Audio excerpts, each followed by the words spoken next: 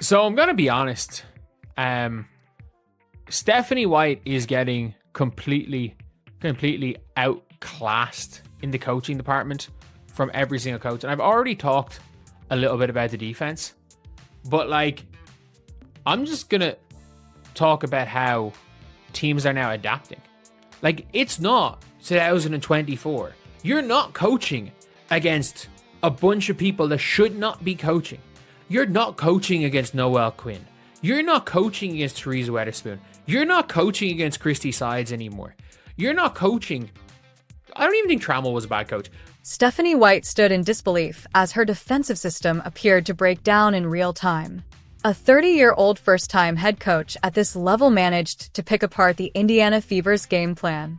It was not a fluke or the result of a lucky shot. To many observers, it exposed one of the biggest weaknesses in Caitlin Clark's professional career so far. Opposing teams now seem to have identified a clear strategy, and the blueprint is becoming easier for others to follow. This was not just a loss on the scoreboard. It was a difficult night from a coaching perspective that left many wondering whether the Fever's internal issues are becoming a serious concern. I genuinely believe that, she's lost every single coaching battle. She lost a coaching battle to a 30-year-old who has not really coached at any sort of a level as a head coach. Yes, even when he was with London Lions, involved with that team, yes, that is a high level of basketball. Yes, he became like an NBA development coach. I have no question about it that Alex Sarama is a smart basketball person, a really smart basketball person. And like, I know there are a lot of people. The surprising reality is that Stephanie White has faced growing criticism as opposing coaches continue finding success against Indiana. We are no longer talking only about established coaching names such as Becky Hammon or Cheryl Reeve. Newer coaches from international and developmental backgrounds have also been finding ways to exploit weaknesses in the Fever system. They are entering games against Indiana and attacking the defense with confidence. Many have identified concerns in how the Fever defends screens and continue targeting those areas possession after possession. It is a level of tactical execution that has often left the Fever bench searching for solutions. For that. But every single team is going to walk the Fever into switches. Like, the Golden State Valkyries abused the Fever switching everything. And like, I made a video, I was like, man, there's no way Fever's still running this. If you look at my pre-game, I'm like, oh yeah, the Fever aren't dumb enough to switch everything again. Turns out, the Fever have been switching everything. They've switched more than everyone all year. And do you know that there are 3 Indiana Fever players in the top 10 list of who gets ISO'd on the most? So basically, opposing teams' offenses against the Fever, At the center of these concerns is a defensive strategy that many believe does not maximize the strengths of a roster built around Caitlin Clark. Stephanie White has frequently relied on a switch 1 through 5 approach, meaning players switch assignments on screens regardless of size or speed. This can create difficult mismatches when guards such as Caitlin Clark and Kelsey Mitchell are forced to defend elite post players near the basket. Opposing teams no longer need highly complex offensive sets to take advantage. Instead, they often move the ball patiently, wait for the switch, and attack favorable matchups whenever they appear. That there are 3 Indiana Fever players in the top 10 list of who gets ISO'd on the most. So basically, opposing teams' offenses against the Fever, I've never seen this before. In the year of 2026, in a year where so many people believe that ISO ball is like dying. ISO ball is dying. Like, at the same, like, ISO ball is now a thing that teams don't like to run. Teams like to run sets. They don't like to go isolation. The numbers from recent games have been alarming for Fever fans. Currently, several Indiana players rank among the league leaders in isolation possessions defended. In an era where isolation basketball is becoming less common, opponents continue turning to it against Indiana because of the matchups it creates.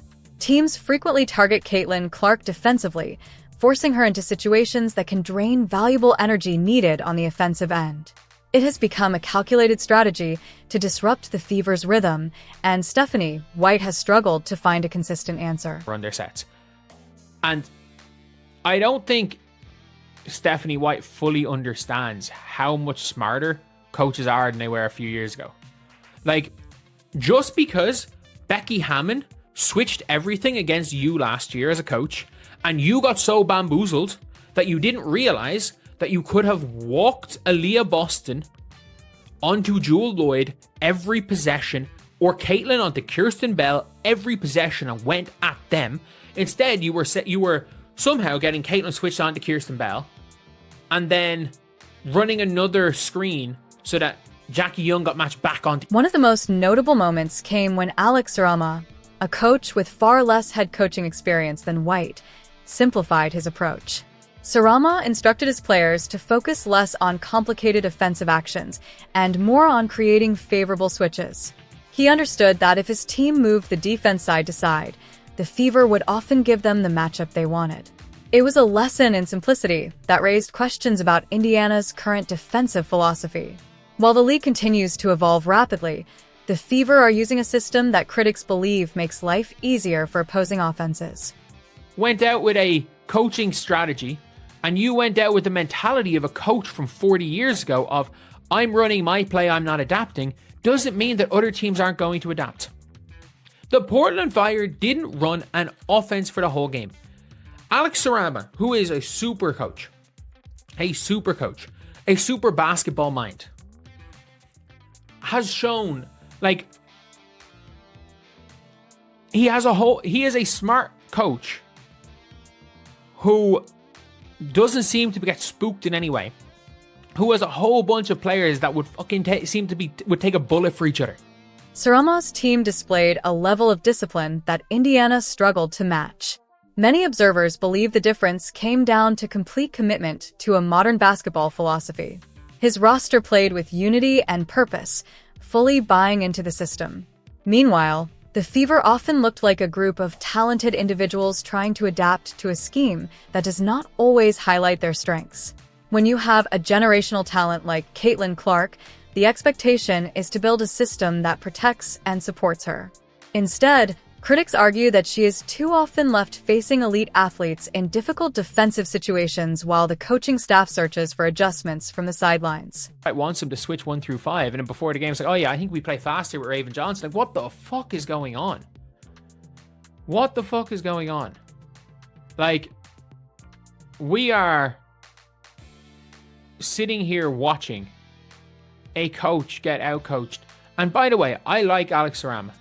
It is unacceptable to get outcoached by a coach who literally has said, everything that we do, everything that we do on offense, ignore all of what we do on offense and just start walking side to side and just setting a couple of flare screens until Caitlin gets matched up to